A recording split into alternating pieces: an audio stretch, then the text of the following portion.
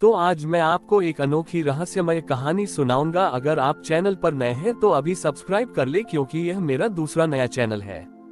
तथा कहानी पूरा देखे, अंत में एक अनोखा रहस्य छुपा है। धन्यवाद। तो सुनिए।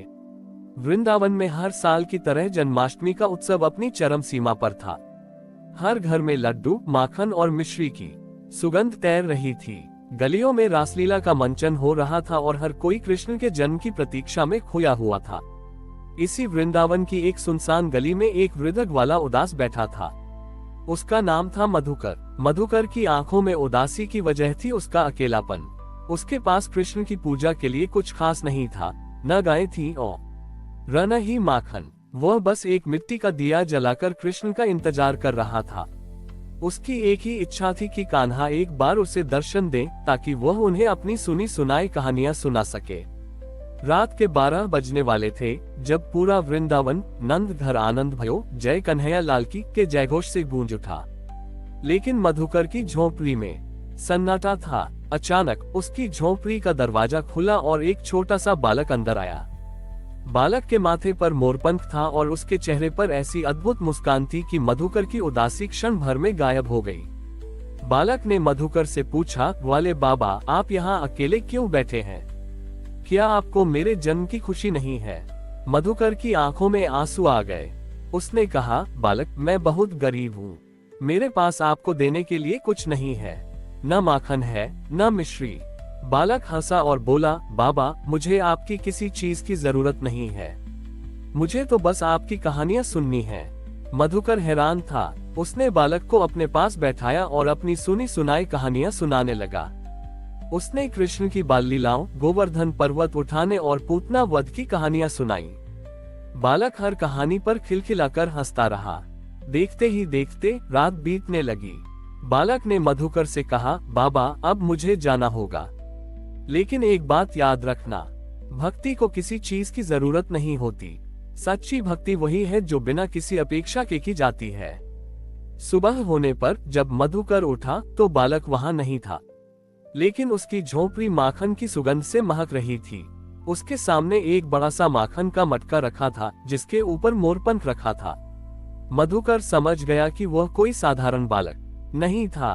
उस दिन के बाद मधुकर की जिंदगी बदल गई। वह अब उदास नहीं रहता था। उसने जान लिया था कि सच्ची भक्ति दिल से होती है, दिखावे से नहीं। उसने अपनी झोंपड़ी में मिले माखन को पूरे वृंदावन के गरीबों में बांट दिया और सबके साथ मिलकर कृष्ण की जयकार की।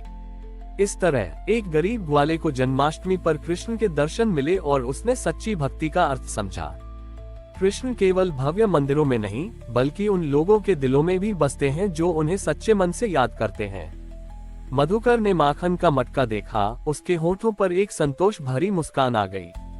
उसने तुरंत मटके को उठाया और पड़ोस में रहने वाली एक गरीब बूढ़ी औरत के घर गया। माए, ये कान्हा का प्रसाद है।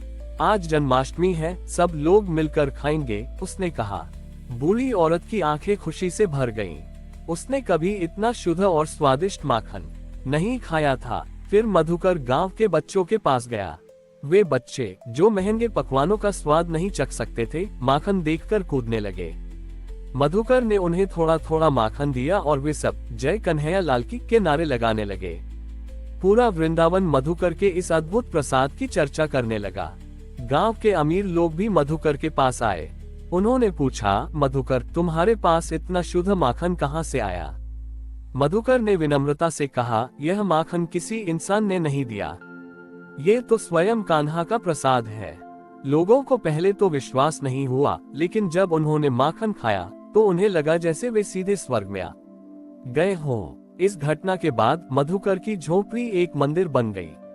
लोग दूर दूर से उसके पास आने लगे, न सिर्फ माखन लेने, बल्कि उसकी कहानियां सुनने और उसकी सरल भक्ति से प्रेरणा लेने। मधुकर ने उन्हें सिखाया कि भगवान को पाने के लिए दौलत की नहीं, बल्कि सच्चे दिल की जरूरत होती है। वह अब वृंदावन का सबसे सम्मानित और खुशहाल व्यक्ति था। जन्माष्टमी का अगला उत्सव आया, लेकिन इस बार मधुकर उदास नहीं था। वह सबके साथ मिलकर नाच रहा था, गा रहा था और माखन बांट रहा था। वह समझ गया था कि कृष्ण उसके साथ हमेशा है, हर पल, हर कहानी में। उसके लिए अब कृष्ण सिर्फ एक ईश्वर नहीं, बल्कि एक दोस्त बन गए थे। मधुकर की प्रसिद्धि केवल वृंदावन तक ही सीमित नहीं रही, बल्कि दूर दूर के गांवों में भी फैल गई। एक दिन मथुरा से एक धनी व्यापारी आया जिसका नाम रसिकदास था। रसिकदास बहुत अभिमानी था और उसे लगता था कि भगवान को केवल धन और बड़े बड़े पकवानों से प्रसन्न किया जा सकता है। वह मधुकर के पास आया और बोला, वाले ने सुना है कि तुम्हारे पास भगवान के दर्शन का रहस्य है।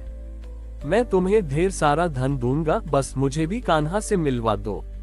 मधुकर ने विनम्रता से सिर झुकाया और कहा, व्यापारी जी, कान्हा किसी धन या दौलत से नहीं मिलते।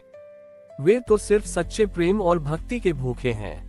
रसिकदास को ये बात अच्छी नहीं लगी। उसने मद छोटे ऊकर का उपहास किया और चला गया।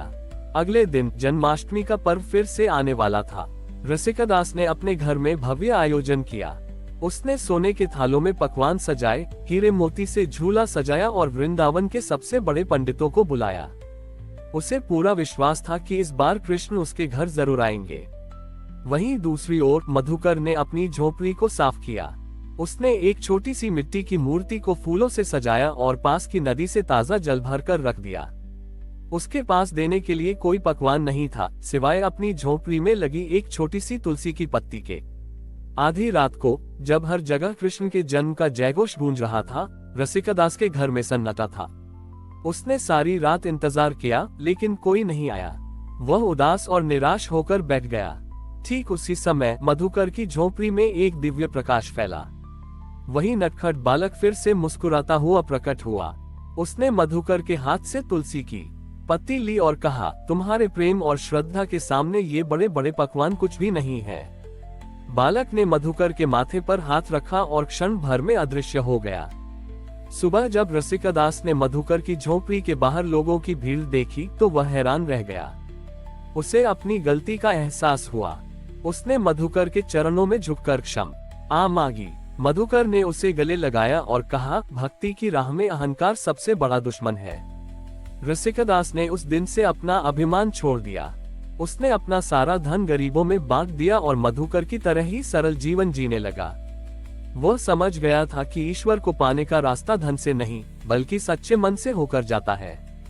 इस तरह मधुकर की भक्ति ने एक और व्यक्ति का जीवन बदल दिया और वृंदावन में सच्ची भक्ति की एक नई मिसाल कायम हुई।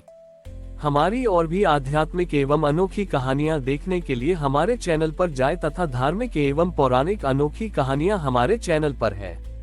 कृपया जाके देखें तथा हमारे चैनल को सब्सक्राइब करके रखें और वीडियो लाइक जरूर करें। धन्यवाद।